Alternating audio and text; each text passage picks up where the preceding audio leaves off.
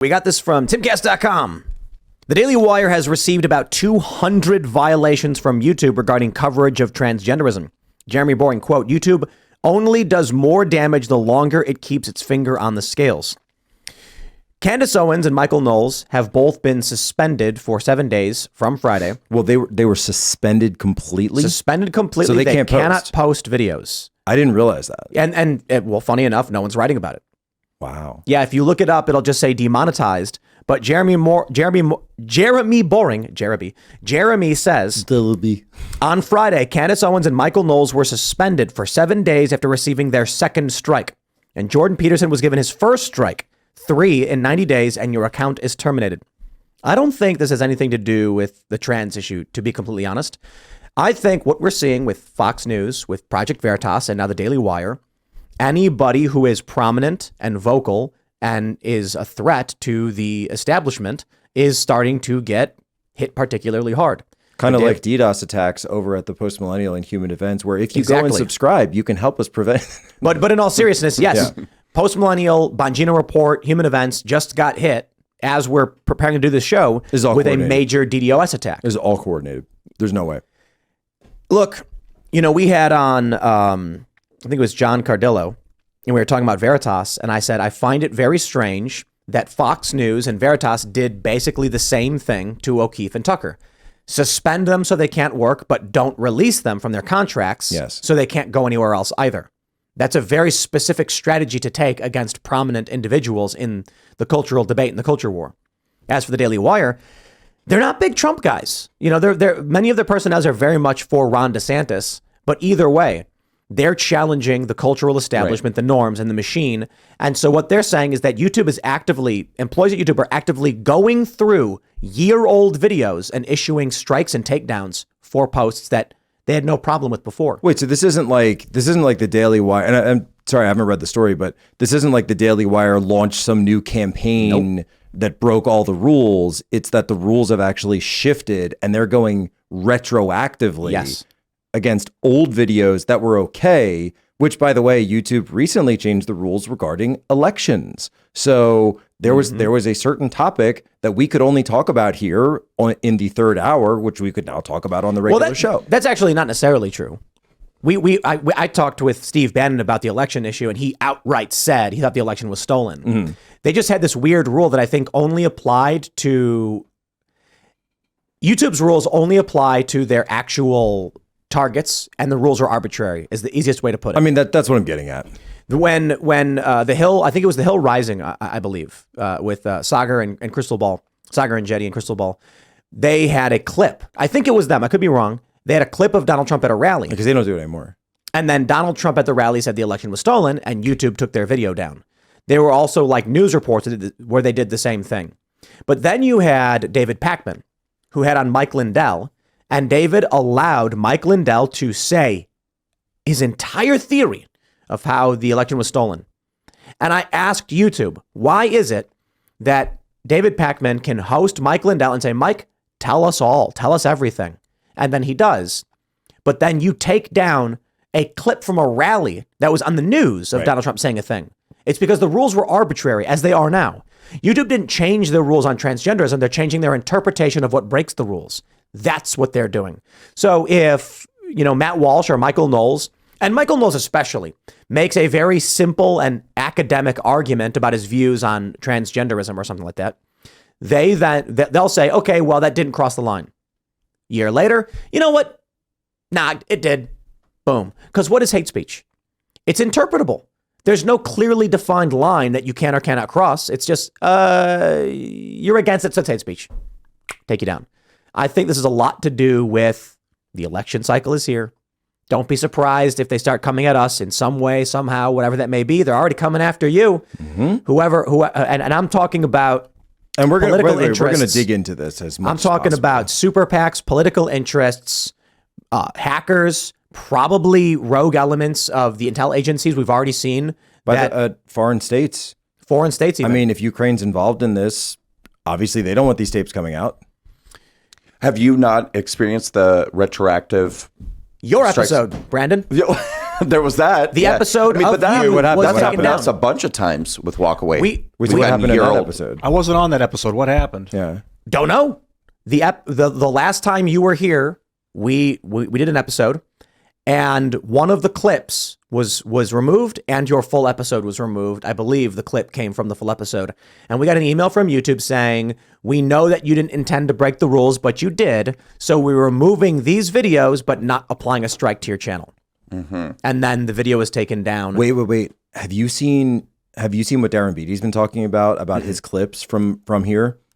So From IRL? From IRL, where, and I'd have to go back and look exactly what it was, but he had a clip from IRL from like forever ago talking about Ray Epps, like, I mean, easily over 18 months ago, where you could go on Twitter, and I tried this, and you were clicking on it and it wouldn't play.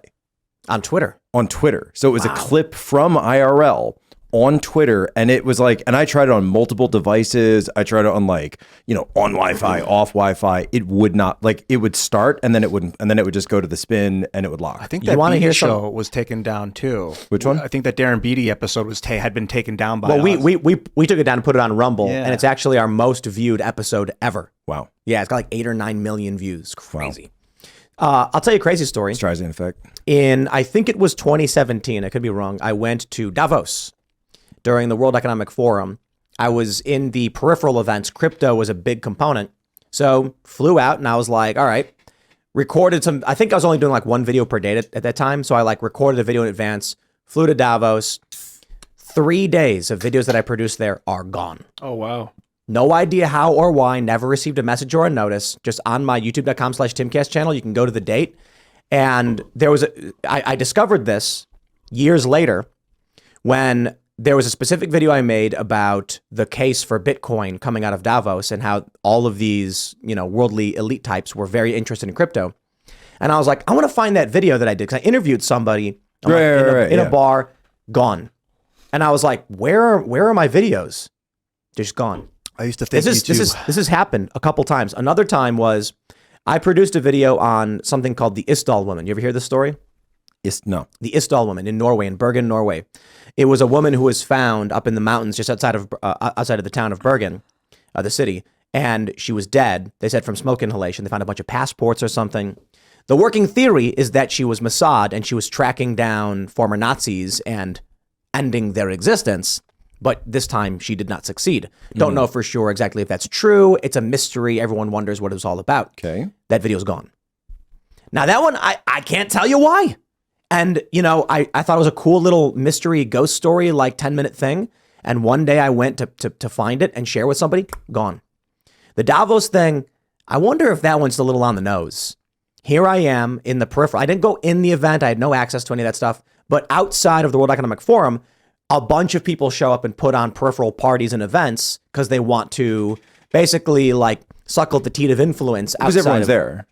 Yeah, and they're hoping that their peripheral event will get attention. And so I'm there. I put 3 videos together as I was doing daily videos, and they just got erased. So I'll just put it this way. YouTube, very much so, secretly takes videos down. There's an individual who is a whistleblower, they called him, for the CIA, which resulted in Trump's impeachment. And I don't even know the rules on saying this guy's name anymore, but you did say his name. I did say his name at one time. Nothing happened. Yeah. Maybe that's why they got mad. But these videos have also been taken down without notice. Carrick Aramella. Yeah, Carrick. Carrick Aramella. Yes. Good old Carrick. There was a period where even though his name was being reported widely in the press, Yeah, you can say it. Rand Paul, Right. speaking on the Senate floor, unrelated issue, mentioned the guy's name from a report, and YouTube deleted a C-SPAN clip, Fox News clip as well. They were taking this down, and they had no justification. There was no rule violation. It is obvious that there are intelligence agency assets interlinked with YouTube, the same as Twitter and Facebook, and we know it. We know who's really behind all this, Tim. Santa Claus. They. Yeah, They're doing it. I was watching Justice League. It was them again? I was Them. watching It was them. I was watching Justice League, and it's this really funny clip. I started laughing super hard. It's the show's from 2005, but it's Superman being, Shazam, Captain Marvel quits the team, and then Superman's like, he's right, and then Batman goes, they set you up, Clark, and he goes, what does it matter anyway? They, And then he goes, they. And then it plays ominous music. And it shows all the like Justice League looking at each other. It's funny because they is a reference to the powerful establishment, the corporate elites, the wealthy elites. But the media, for some reason, has been desperate to turn it into specifically Jewish people. So it's like when we say colloquially they will try to claim you're talking about. It's like I'm usually talking about like oil companies and banks. You know, well, it's contextual as well. Like, for example, you were just talking about Davos. So in this case, you'd obviously be referring to the World Economic Forum having some kind of joined at the hip, behind the scenes relationship with the leaders of YouTube. So it makes sense for you to say they in that sense. Well, no, I don't think World Economic Forum. It's so much longer to be able to say that. I think intelligence agencies. I think we'll talk about the Davos clip specifically. I still think that's U.S. intelligence agencies. I will say that I know for a fact the U.S. intelligence agencies have been very, very interested in Bitcoin and continue to be. And perhaps from even back when I was still serving to way into the future. And I had interviewed some prominent figures in the political space, and without warning, without a strike, without an email, the videos were taken down. So I wonder if they were like, yo, we don't want that person on camera. They shouldn't have done that. What do we do? Well, the video's been publicly viewed by 50,000 people. If we give a strike, it's going to make some waves, and we don't want that to happen. So just wait a little bit, remove it without saying anything, and it's gone. It's like stealth editing. Yep. Going into, and so with the thousands of videos we've produced, the thousands of videos Daily Wire, I bet Daily Wire doesn't even know the videos that were taken down. Because how often are you going back, you know, or are you looking at your total number of videos? I mean, it's just, you know, you're churning out content constantly. You're not like sitting there looking at, hey, I'm missing 5 videos, you know. Yeah, I think the Daily Wire guy, this thing is like personal. After like, what was it, a month ago, Matt Walsh got demonetized, and then they went, we're officially going to Twitter. I think Matt Walsh Show is now officially on Twitter. That is the home of the Matt Walsh Show. So people at Google understand the people at Daily Wire have no loyalty to Google, and they're like, all right, these guys are on their way out anyway. Well, you're seeing, and that is a broader story, right? So you are seeing right now a broader showdown because Elon has certainly been making some overtures suggesting that he might get into the online video marketplace, that he might get into this. Periscope, they're talking about bringing that back. He's looking at different ways to monetize Twitter. So if Twitter video, people posting to Twitter could potentially be something, but also YouTube is facing a ton of competition for Rumble right now, and they're starting to feel the heat. They're absolutely starting to feel the heat. I mean, it's crazy when you look at some of these Rumble videos and they have massive viewership, thousands of live viewers, tens of thousands of views per video. And even the videos we put up get decent amount of hits in the tens of thousands. And that's something we've not seen any rival be able to pull off until now. We've so we just on Human Events, so we just took my daily show and we're switched it to a live format in the afternoon now, 2 p.m. Hey, check it out. And we noticed immediately like a 10-fold increase in our Rumble numbers just overnight. Wow. The people love it. They say like it's a little bit more in the mix, you know, it's live, so people like that format.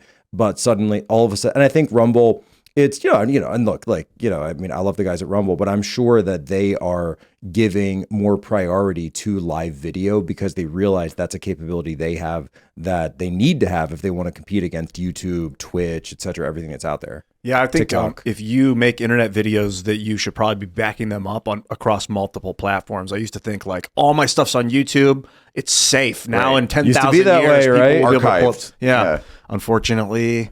Well, especially now if they're going back and taking old content down for new rules, you know, as they become more insane, things that you made years ago, maybe violating things that they've now decided you're not allowed to say. Yep, and they'll retroactively give you a strike and delete your channel. It's insane.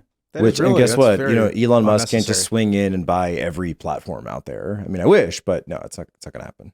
The strike thing feels very weird that they struck the channel for something that happened a while ago. Yeah. Well, the strikes, I don't know where the strikes came from for the Daily Wire, but so 200 violations. And I think, let me pull up the thread from Jeremy. What did he say over the last few months? What'll happen is as a social media admin, if you see an account that's questionable and you're like, I think this violates terms, but it's not overt, so I'm not going to block this thing because you err on the side of like let it stay up, and then it builds, and then you'll start to have this like inventory of like disputable content from this one creator, and they'll have like 7 things that they've done where you're like, these are 7 questionable things, and then over and over, and then all of a sudden they'll do one that crosses the line. You're like, all right, all of them cross the line now. So not really an ethical way to do it, but that is what happens. It does seem like a good portion of them are demonetization violations. And so we've gotten our share of those too. I don't think I've gotten any hate speech demonetizations. It's usually like graphic. It's like, oh, we demonetize it because it's adult content or something. It's like showing violence or conflict or adult themes, but not for hateful derogatory content like they're going after the Daily Wire. We're pretty religious about not doing that on this show. I mean, we will talk with our guests before we go live about what not to say, what violates YouTube's terms, so everyone's up to speed. And we got like a 99% accuracy, right? That's absolutely not true, Ian. On this show, we may be mentioned. Maybe we may be mentioned to like 1 out of 15 guests what YouTube's rules are, which results. I want to think it's more than that. Yeah, like it's 6 not, out of 10. and that's why we end up having to take episodes down, because people think that they think this show is like sitting in your friend's living room having a beer as opposed to primetime cable TV talk or something like that. So I usually tell people, if it does, so we used to have a card that said like, this is what YouTube's rules are. We don't have rules, YouTube does. If you want to say these things and the show gets taken down, understand that's what will happen. And so I try to keep a balance to it where I'm like, I'll tell people, look, man, you can say whatever you want. If you've come all the way out here to come on this show, and then you want to say things you know will break the rules, we'll roll our eyes, and then the episode gets taken down. So if you don't care about people seeing the episode, like, totally get it. But we stopped showing people YouTube's rules because they would then intentionally break them or just only talk about that. And we were like, dude, we showed you the YouTube policies not so that you could sit here and just only talk about that, or to intentionally try and break the rules. So then we're like, okay, just like, dude, don't make allusions to violence, all right? And then YouTube had a rule about the election, whatever. In fact, most of those rules, they're not actually enforceable as long as it's a debate and not overt. But the reason I push back, Ian, because it's actually very, very frustrating that we don't tell everybody when they come on what YouTube's rules are, and then we end up having to take episodes down lest we get suspended for a week. Yeah, sometimes you'll go 3 hour or 2 hours, I guess we do 2 hours, and an hour and 59 minutes of it is totally cool, but 30 seconds go by and something gets said and you're like, well, that's we were batting 99.98%, but you can't trim episodes. You can't trim things out. I don't know why they took your episode down that we did, Brandon. No idea. They did not tell me. We talked about trans stuff a lot that night. Yeah, but we're not like, the one thing I tell people is try to keep it academic. Yeah. You know what I mean? Make your criticisms fierce and passionate, but make them academic and not just generally trying to insult somebody. And so we're usually fine about it. And I have no idea what we could have done. Sorry to interrupt. What is their policy about misgendering? I don't think there is one. That you don't? No. Because I remember we talked a lot about Dylan Mulvaney in that episode, and you were, staunchly arguing that he's a man. And we were kind of like having that discussion. So I don't know if that. And my position has been on all these episodes, we'll see if they retroactively enforce this, is that Dylan is a character like Borat, intentionally insulting women and trans people. Yeah.